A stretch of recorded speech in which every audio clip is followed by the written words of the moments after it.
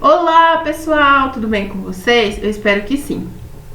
Hoje na nossa aula de protagonismo, a gente dá um novo passo em relação à nossa vivência dentro dos clubes juvenis. Hoje a gente começa a pensar no nosso plano de ação, que vai ter informações muito importantes sobre o que a gente vai desenvolver quando o nosso clube começar a funcionar com as atividades e tudo mais, no segundo semestre, a partir de agosto. Então, eu elaborei para vocês aqui esse arquivo para ajudar vocês a orientar sobre tudo aquilo que a gente precisa pensar agora, que tem que ter no nosso plano de ação, que é um documento que vai nortear o que vai ser feito dentro do clube juvenil. Porque quando a gente planeja, quando a gente pensa nos detalhes, nas dificuldades, em tudo que pode acontecer, fica mais fácil a gente acertar e cumprir com tudo aquilo que a gente imaginou no momento do planejamento, que é essa fase que nós estamos vivendo e o plano de ação faz parte dele. Então eu coloquei aqui alguns itens que a gente precisa colocar e eu vou explicar item por item. E aí, se mesmo com essa aula, mesmo com essa explicação, vocês tiverem alguma dúvida, a gente tem a aula pelo Google Meet e tem o horário de aula, tem o WhatsApp para a gente poder sanar essas dúvidas. Então, a seguir, serão apresentados os tópicos que devem ser abordados dentro da perspectiva de construção de um plano de ação. Então, a gente começa com a visão. Então, todo clube juvenil, no nosso caso, tanto o clube de desenho quanto o clube de artesanato, a gente tem que ter uma visão. E o que seria essa visão? Como transcrever para o documento o que seria essa visão? Essa visão, ela representa o sonho dos integrantes do clube, o que eles esperam fazer com a sua criação, aquilo que faz o coração do grupo vibrar.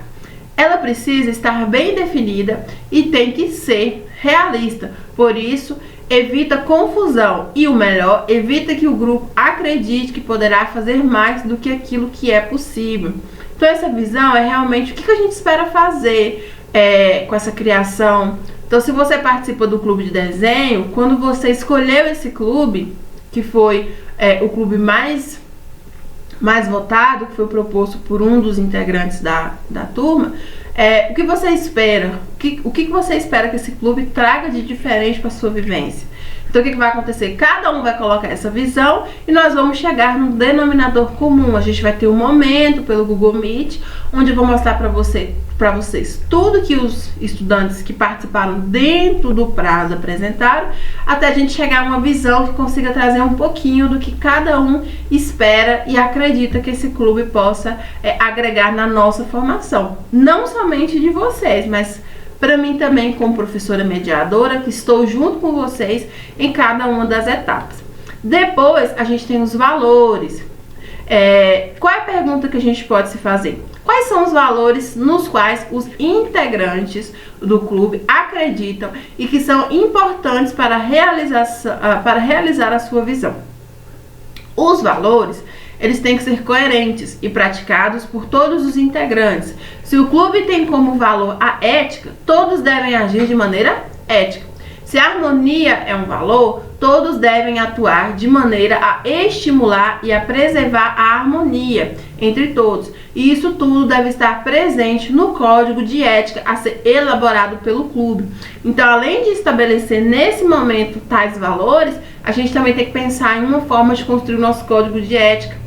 Ou seja, para que toda vez que a gente sentir uma desorganização, uma agitação do clube, a gente volta lá e rever tanto o contrato do estudante que vocês fizeram, que é individual, e que eu acredito que para aqueles que aproveitaram essa atividade foi muito importante para vocês se organizarem e se entenderem como parte de diversos processos, mas esse código de ética também vai ser muito importante para o nosso clube, porque vai nos ajudar a, toda vez que a gente tiver aí uma dificuldade, algo que nós muitas vezes não prevíamos que está acontecendo e que está prejudicando o andamento do clube, a gente volta nesse código de ética, volta no contrato do estudante.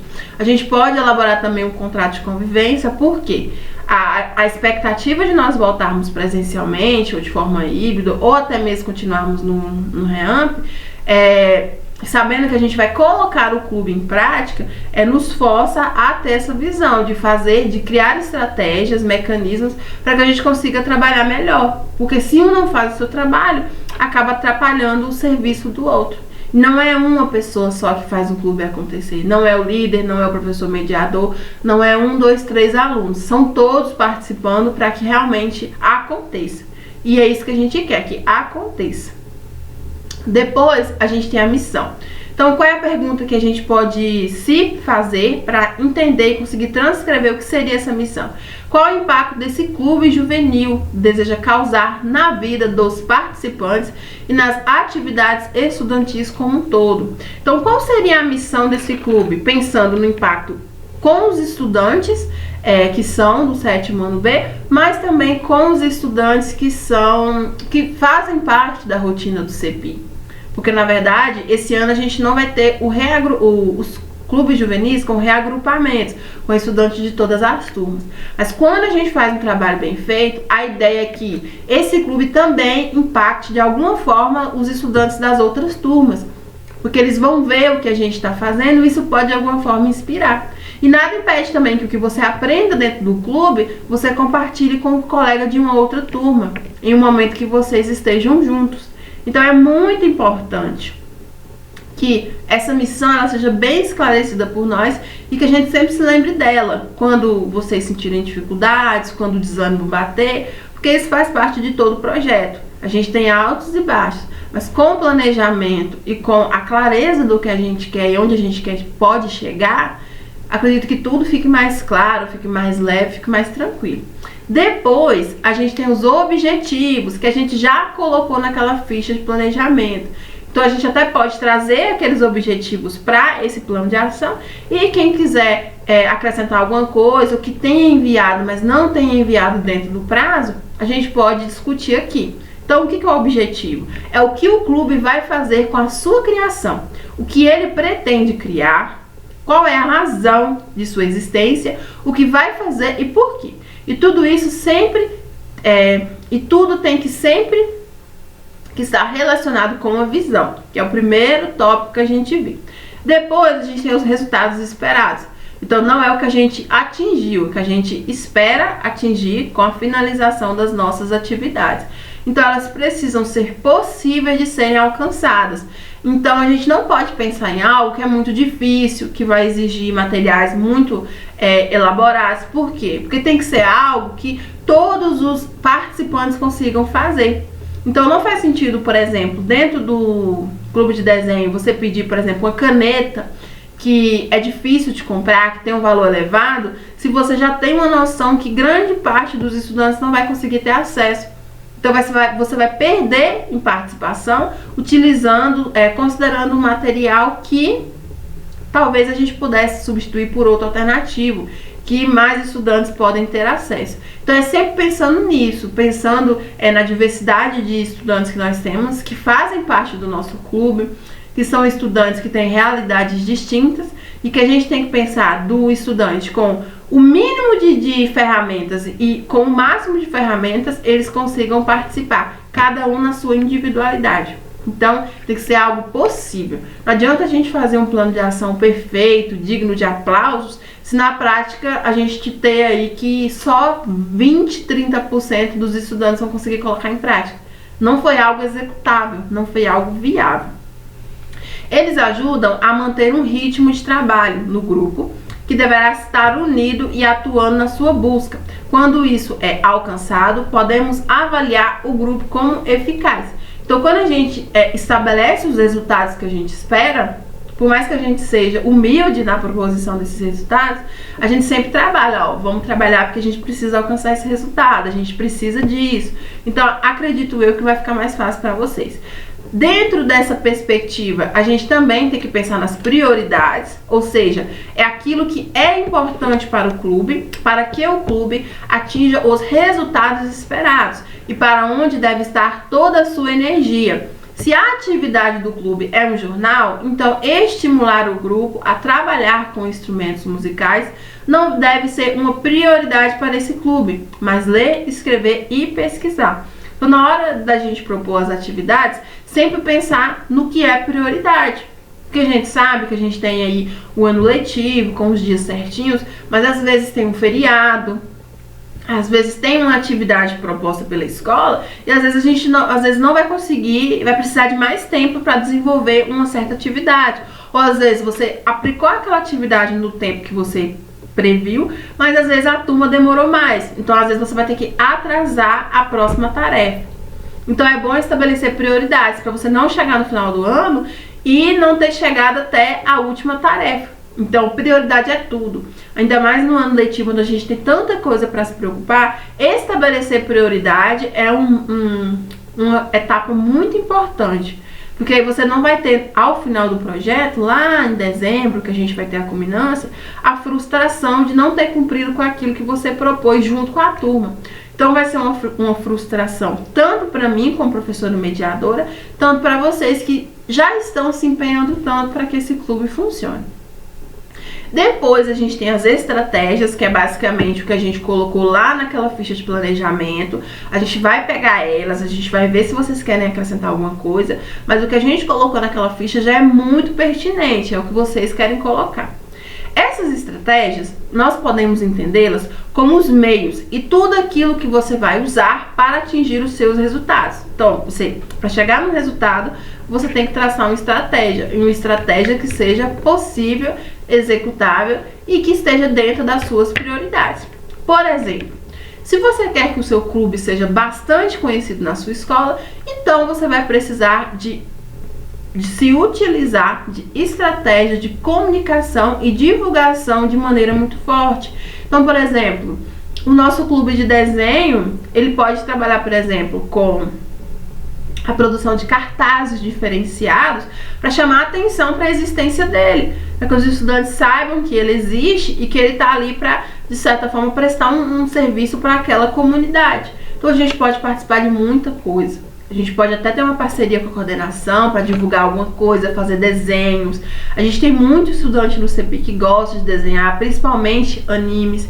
Então, assim, dá para fazer e fazer bem feito, desde que a gente tenha uma estratégia que vai atingir o nosso público-alvo, que são os estudantes de 6º ao 9º ano, que é a nossa maior população, mas também atingir os professores, eles verem que o nosso projeto funciona e darem dicas e tudo mais. Depois a gente tem as funções da equipe, que é quem faz o quê? É aqui que se define quem faz parte do clube e o que faz. Qual é a sua função? A gente já colocou lá na nossa ficha de planejamento, mas a gente colocou de uma forma bastante geral.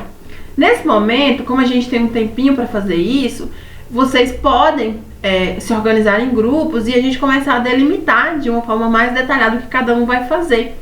Vocês têm tempo para fazer isso. Então, assim, quem é do clube de desenho já começa a pesquisar, quem é do clube de artesanato da mesma forma, para que a gente possa começar a definir quem vai fazer isso. Então a gente pode formar equipes, núcleos que vão trabalhar com tipos de atividades que cada grupo vai ter, cada equipe vai ter facilidade, para que também ninguém faça nada que não queira, mas sim aquilo que você tenha habilidade ou que você tenha pelo menos o desejo de aprender. Porque quando você faz algo que te desafia, ou porque você sabe que quer fazer mais, ou porque você não sabe, mas precisa aprender, fica mais gostoso, fica mais diferenciado. Então isso é muito importante.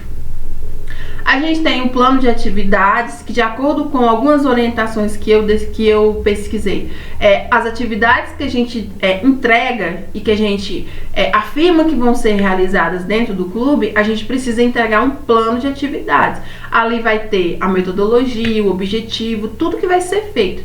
Então é uma parte burocrática, mas que é muito importante para a nossa organização, para a gente saber onde estamos e onde queremos chegar. Tanto para o líder quanto para os outros integrantes. Então, nessa etapa, nesse ponto, a gente define as tarefas de cada pessoa e os prazos necessários para ela. Então, nesse plano de atividades, fica muito interessante a gente se organizar mais e mais um pouco. É mais uma forma de se organizar. Resultados alcançados.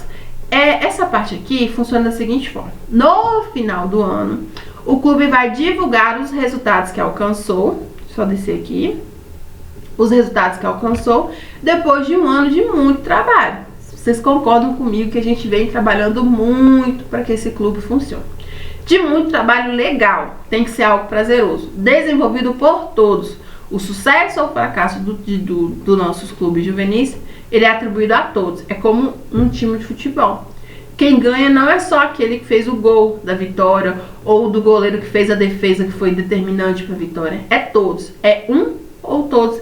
Não é um que ganha, são todos. É tudo ou nada. Então, cada um tem que se sentir responsável pelas vitórias e pelas conquistas do nosso clube. Essa divulgação, ela pode ficar no mural da escola ou até mesmo ser publicada num jornal. Então, esses resultados alcançados, a gente vai divulgar por meio da culminância, por meio de meio de comunicação que a gente tem na escola. Com essa pandemia, a gente aprendeu muito a usar o Facebook, usar o Instagram, para mostrar o que a gente está fazendo. Eu acredito que mesmo a gente retornando ou continuando ou trabalhando de forma híbrida, mesmo assim a gente ainda vai continuar usando esses meios de comunicação, porque eu percebi que vocês aprenderam muito e continuam a aprender. Bom, pessoal, o que eu tinha para falar para vocês era isso. Eu espero que eu tenha sido muito clara, que vocês tenham entendido. E como sempre, qualquer dúvida, vocês vocês devem me procurar. Eu sempre estou à disposição na medida do possível, porque vocês sabem que eu tenho que gravar aula, que eu tenho que vários afazeres, mas sempre que possível eu estou aqui para ajudar vocês. E eu peço para vocês refletirem sobre essa frase que eu coloquei aqui para vocês. Comece acreditando que é possível. Porque tudo que a gente faz, se a gente começa acreditando que não vai dar certo, a chance de dar certo, ela cai lá para baixo. Então a primeira coisa que a gente tem que pensar é que vai dar certo. Que o nosso clube vai ser um clube de destaque no nosso CEPI e que vocês vão aprender muita coisa. O não na vida a gente já tem. A gente tem que correr atrás do nosso sim. O nosso sim para as ideias serem válidas, o nosso sim para as estratégias funcionarem, o nosso sim para os resultados serem alcançados.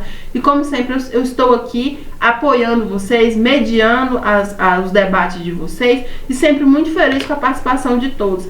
Eu sempre tento reproduzir na minha fala a minha alegria de saber que vocês participam, porque não é fácil acordar cedo, não é fácil estar de uniforme, estar pronto para participar do protagonismo, mas muitos de vocês têm me surpreendido e não têm me decepcionado. Então eu sou muito grata por ter vocês como minha turma de protagonismo e de outros componentes curriculares, como eletiva, práticas experimentais. Nós estamos muito juntos nesse ano. Qualquer dúvida, como sempre, eu estou aqui com vocês e boa atividade, mãos à obra e até a nossa aula pelo Meet. Até mais!